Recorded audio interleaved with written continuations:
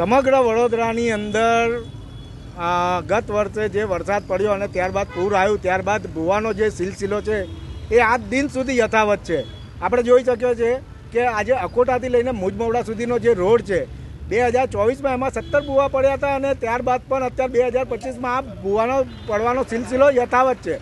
આપણે જોઈએ કે અત્યારે જે પ્રકારે આ પહેલો વરસાદ થયો છે અને આ એ કેટલો મહાકાય ભૂવો પડ્યો છે. હવે આપણે જોવાનું એ છે કે આ જે ભૂવો પડ્યો છે આ અત્યારે કઈ જગ્યાએ પડ્યો છે. આ જે જગ્યાએ આ લોકોએ પહેલાં કામ કરેલું ભૂવાનું એ જ જગ્યાએ વારંવાર ભૂવા પડે છે. એટલે મારું સ્પષ્ટપણે એ જ કહેવું છે કે તંત્ર દ્વારા જે મોટું ભ્રષ્ટાચાર કરવામાં આવી રહ્યો છે એ બંધ થાય. આજે અમે આ એક અનોખો વિરોધ કર્યો છે. સ્થાનિકો અહીંયાના જે છે એમને સાથે રાખીને આ ભૂવા જે પડે છે વારંવાર આ રોડ ઉપર, એટલે અમે હવન કરવામાં આવ્યો છે આ જગ્યાએ અને હવન કરવાના અને ભગવાનને પ્રાર્થના કરીએ છીએ કે આ જે તંત્રમાં બેઠેલા જે જાડી ચામડીના અધિકારીઓ છે, તંત્રમાં બેઠેલા જે જાડી ચામડીના અધિકારીઓ છે જે ભ્રષ્ટાચાર કરી રહ્યા છે એ લોકો ભ્રષ્ટાચાર કરવાનું બંધ કરે.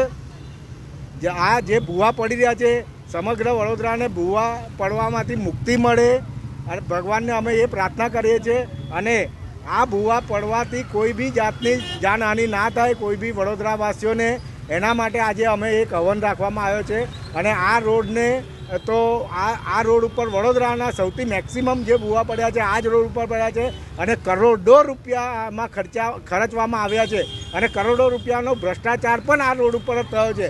એના જ કારણે આ વારંવાર ભૂવા પડવાની સ્થિતિ આવી રહી છે.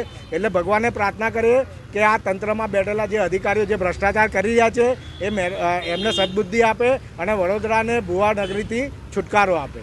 એવું કહેવાય ખરું કે આ ભ્રષ્ટાચાર ભૂવો છે અને વડોદરા નગરીને ભૂવા નગરી તરીકે જ ઓળખવું જોઈએ. સ્માર્ટ સિટીમાં ચાલી રહેલો સ્માર્ટ ભ્રષ્ટાચારનો આ વધુ એક નમૂનો છે. આ સ્માર્ટ ભૂવો આપણે કહી શકીએ. હવે આ જે ભૂવાઓ પડતા હોય છે એ આપણે એમને બધાને સ્માર્ટ ભૂવા જ કહેવાય, કેમ કે માત્ર કાગળ ઉપર બતાવેલી સ્માર્ટ સિટી છે. માત્ર કાગળ ઉપર એ લોકો બતાવે છે સ્માર્ટ સિટી. કોઈ જગ્યાએ કોઈ એંગલથી સમગ્ર વડોદરામાં આપણે જોઈએ અત્યારે ખાડા ખોદી નાખવામાં આવ્યા છે. સમગ્ર વડોદરામાં ભૂવા પડી રહ્યા છે. કોઈ જાતની કોઈ સ્માર્ટ સિટી અહીંયા છે જ નહીં, માત્ર કહેવા પૂરતી સ્માર્ટ સિટી છે.